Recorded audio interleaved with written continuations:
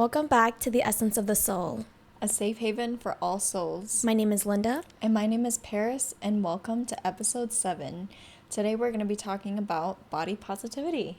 Yeah, welcome back. We took a little break. Hope you guys had a nice break as well. Today we'll just dive right into what body positivity is. I'm going to start off with what is body image. So there's actually two categories for body image. The first one is individual body image, and this is kind of how you perceive yourself visually, your visual appearance. The next one is how you feel in your body, which is considered proprioception. And then the third one is somatotopic arrangement, which is basically your brain mapping of how you command certain parts of your body and feel in your body. The next one is your collective body image. So this is basically how society thinks your body should be, the beauty standards and societal norms for this. And also like self-objectification of how you think your body should be based on like what you see more often, like who you surround yourself with, like the people you see and like how how their bodies are. And this kind of reflects on how you feel your body should be as well. The next one also shows your visual adaptation, which is basically like the more you see and perceive others, that's what you consider normal. And this usually happens between the ages of 8 to 11. There's a study that showed that the more we surround ourselves around people that look a specific way or have a specific like beauty standard, the more we're going to think that that's normal and compare ourselves to that. Yeah, and I mean, this is a perfect way to get into like women in the media because from here, I feel like when we grow up, we actually are so exposed to like social media and what they put out there as beauty standards and what we think of our own selves. It causes us to be so brainwashed in this whole like insecure type of feeling, and we don't really know how to truly love ourselves. So when it comes to like women in the media or how women are portrayed in the media, I think a lot about the advertisements or the things that are kind of put out there, right? So like we have like the Victoria's Secret models, and we have all of those, these fashion models who all have a specific way of, how they look, which is to be extremely skinny and slim and tall and feminine and all these things. And I feel like in a sense we have kind of shaped our society to believe that those are what true beauty standards are, but really it's such a big, wide range of things of what women are, what they look like. And so I feel like that was something for me where as I was growing up from between those ages, we're so exposed to like what social media puts out and the advertisements, the commercials, like everything that we see, whether that's on YouTube, Instagram, Facebook, like whatever it is, I was finding myself like in my teenage years, like scrolling through Instagram and thinking like, wow, I follow so many like Instagram models or like famous people, or even just, I feel like people that I didn't even know, but they were like out there living their life in like a whole beautiful country or beautiful city, and all like in their bikinis, and they all like look so slim and so like beautiful and like all these things. And I was thinking to myself like, oh my gosh, like I wish I had that life, or I wish I was like this, or I wish I looked like that, right? And it really took a toll on me, as a young little girl who was like, oh, I wish like I had what she has, basically. And I feel like eventually it came to a point where I actually had to detox my entire social media. So where I was unfollowing all of these famous people, or like just people that I don't even know, right? And we're talking like even people from like the Kardashians, you know what I mean? Like influencers. Yes, influencers, celebrities, yes. Yes. And I had to just unfollow all of these people because I realized that it was actually so toxic for my own, like the way that I thought about myself. And I feel like within that time I was still trying to build my self-confidence, and it was definitely hard, but as I got older and, even my own body image, when I was starting to gain more weight and I wasn't taking care of myself, I was not healthy. there was a point where I couldn't look in the mirror for, I swear, like almost 2 years. And I never would, because I always wanted to kind of ignore that part, just because I knew I wasn't happy with how I looked. So I would be like a little bit happier if I could just ignore it and not actually have to look at myself. And that was actually, that's deeper than what it kind of sounds like. And at the time, I didn't really want to like get into it or tell people that. But I will say, like, it definitely took a toll on my own sense of body positivity, and it became very unhealthy for me. Yeah, it's really important to be conscious of what you're feeding yourself to, such as like what are you seeing on a day-to-day basis, like your social media, like what are you watching on YouTube, like when you go out, like the newspapers, like commercials, advertisements, like what do you see, right? You see beautiful women, these beauty standards, and you start to compare yourself. And there comes to a point where you need to acknowledge like what you're doing to yourself is toxic and start deprogramming these things. And like you said, detoxing yourself from being around those type of environments so that you don't become toxic to yourself. Right, exactly. And I think there was another part of me that was like, it's not that I don't think that I'm not as beautiful as them, or maybe they are, a certain way that, maybe they look better than me or whatever it is. But I think it was just this inner insecurity where I was kind of like, oh, I wish that I looked as beautiful as them, in a sense where, my body looked like them and the life that I had was like theirs. And, and like you said, right, you're young, so you have like these thoughts that honestly aren't even really like true thoughts, but they are like what we grew up, being around in the environment and the social media platforms and our access to the internet and everything. It's honestly just so, it feels so like toxic in a sense, but at the same time, I was thinking to myself too, like I really need to stop comparing myself to other women, and stop comparing myself to like just people on social media and people who honestly don't even matter because I don't even know them, and also are probably millionaires because they're celebrities. And at the same time, I feel like you look at people on social media and you don't actually know what's going on in their life.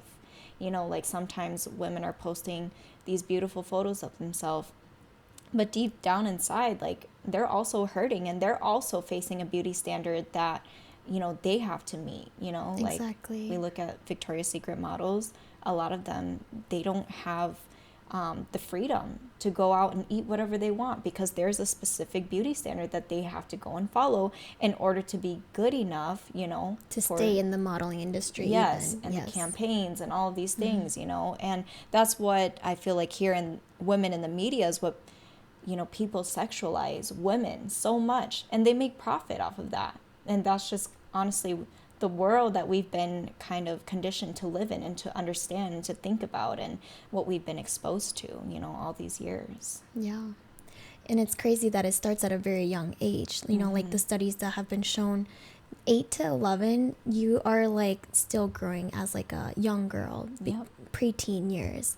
And they also say that, like, I learned in my communications class that children are actually not supposed to even be on technology or electronics or the media before those ages. Yeah. Yeah, like those ages, you can't really identify between fantasy and reality yet. Yeah. And so you think those are like real. And what we forget is that, sometimes what you see on social media isn't real because there's Photoshop, there's filters, there's Yeah. certain parts of like people that they only show what they want you to see too.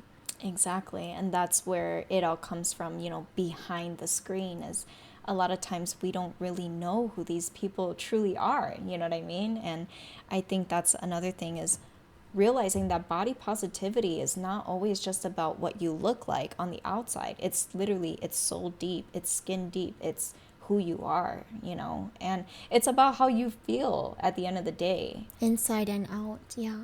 So I Which, want to go into before we get further, like what is body positivity, right? We kind of touched base on it a little bit, but body positivity is basically being positive in terms of your appearance, how you look, your shape, your size, your ability, and loving yourself regardless of what it is that you have. And this comes with like challenges, of course, with the unrealistic beauty standards we were talking about. There's also like some controversy regarding body positivity. Because there is a fine line, like being positive about your body and then, using that as an excuse to neglect your body as well.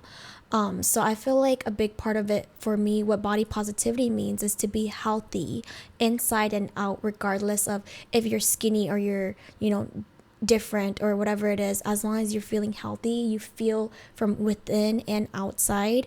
That's what body positivity truly means to me. Yeah, for sure.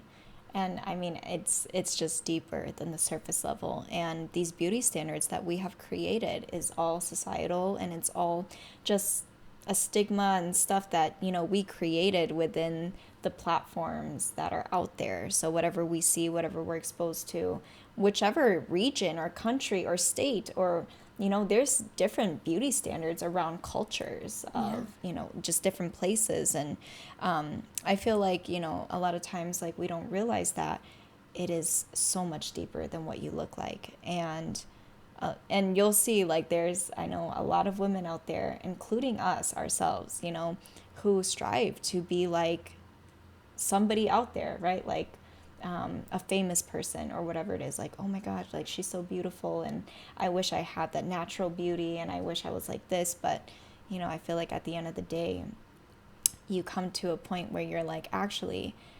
even though I might have a few insecurities about myself, I am accepting of who I am because I feel good, and I'm happy about who I am. I'm happy about what I look like, because truly I know that beauty lies within my soul and my spirit, Yeah. and who I am. And also, beauty is in the eye of the beholder. So, Exactly. a lot of times, growing up, I would be very, I would look up to these beautiful women in my life and be like, wow, like, you're so beautiful, like, blah, blah, blah. But then, like, deep down inside, they don't feel beautiful because they don't have, like, the standards that meet up to, like, society's expectations. Right. And so that just goes to show that, no matter like what you look like, you should be grateful for that, because there's someone else that sees you as a beautiful person, Exactly. I want to go into body neutrality. So body positivity is about being positive, regardless of what you look like or what your ability is. But body neutrality talks about embracing your body for what it can do for you. Yeah. I think that's kind of somewhere where we can start, being neutral about your body. If you can't fully get to being positive yet, being neutral about it and just appreciating what your body can do for you now is like a first step to get towards positivity. Because, like, just be grateful for having what you have, because not everyone is blessed with that. We sometimes Yeah. forget to be grateful for these things. It's funny because I actually like had this thing where I lost a little bit of hearing on the left side of my ear not too long ago. And it was probably from like an ear infection, but you don't really like truly like embrace these things, your senses, until you lose it. And then you're like, wow, like, I never realized how important and how much like I actually took advantage of something as simple as like my hearing. Yeah. Or even like, when I had COVID, I lost like my senses and my taste. And so these are like small little things that, you can just appreciate and be grateful for, because, it allows us to do what we get to do on a daily basis, just as like tasting our food or like smelling in general. Yes.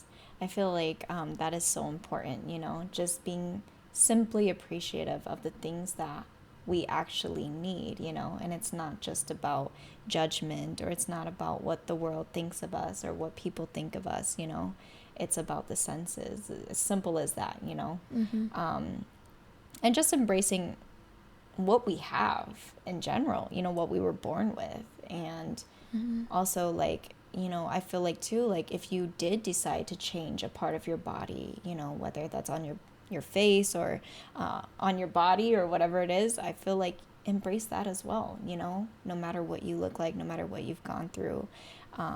Appreciate yourself for the things that you have, took upon to change about you, because at the same time, it's you feeling good about who you are, you know? There's with no judgment, and there's nobody there to tell you otherwise. And at the same time, it is so important to just appreciate every single sense, every single little thing that we have that we tend to forget about. Yeah. And that comes from a lot of times the social media part, you know, or people who are judgmental, but it's all right. Yeah, exactly. Yeah. Which actually I kind of want to go into like colorism, because I feel like colorism is another beauty standard where, you know, out in the media, we always kind of see, you know, these like the blonde hair and the blue eyes is the most beautiful way to look, right? And I feel like when it comes to colorism, we can get into like different races. So we're talking about the color of your skin, darker tones, you know, maybe even more pale tones, or even neutral tones. It's, I mean, honestly, at this point, like we've kind of set almost a beauty standard within our own cultures as well. Yeah. And I will say, you know, like there are people who, you know, will basically judge you based on what you look like and based on your race, you know, like for example, if you're Asian, right, like people will say like, how come you have such small eyes, you know, or why is your hair curly, or why does your nose look like that, why are you like this or that? And that's, you know, these are all judgments, but at the same time it comes from like these cultural norms that people are just not educated about, and they don't really they don't look deeper into like, you know, well, what do you want me to do about it? I can't do anything about, you know, like The my, way I was born. yes, yeah, exactly. Yeah, exactly. So, I mean, and that's just another part of the women and beauty standards that we have created upon ourselves too. And that goes around the entire industry, you know. And I feel like with colorism too, you know, there is actually something that I have learned in one of my classes, which is to actually go on Google and look up beautiful women and see what comes up. Because when you look up beautiful women, whatever you see, you know, I mean, that's honestly just what we have created as a society, what we created on the medias, the commercials, all these things, right? It could be, you know, white women, black women, whoever it is, but at the same time, like, it's all so much deeper into, wow, this is what, you know, the world thinks that a beautiful woman looks like, or, you know, Asian woman, or whoever it is. But, you know, at the same time, I challenge you guys actually to look up right now like beautiful women on your browser and see what comes up. And another thing too is actually looking up unprofessional hairstyles, because in those moments then we're talking about women who were born with different textured hair. And, you know, when you look that up, you know, then you'll actually see another beauty standard that we have created that is false and not true, when really this is stuff, you know, that people were born with, and at the same time it comes from their roots, you know what I mean? Exactly. Yeah, It's crazy because who gets to define what beauty is, exactly. what the standards should be? Yeah, And it's sad to say that, you know, we as a society, as communities, have created this over the years. But yeah, it's important to always come back to being like who you truly are, embracing that, and just being positive of, you know, what you were born with. exactly. And like you said, you know, beauty is in the eye of the beholder, and perfection does not exist. Yes. And I will always say that, you know, there's no such thing as a perfect person.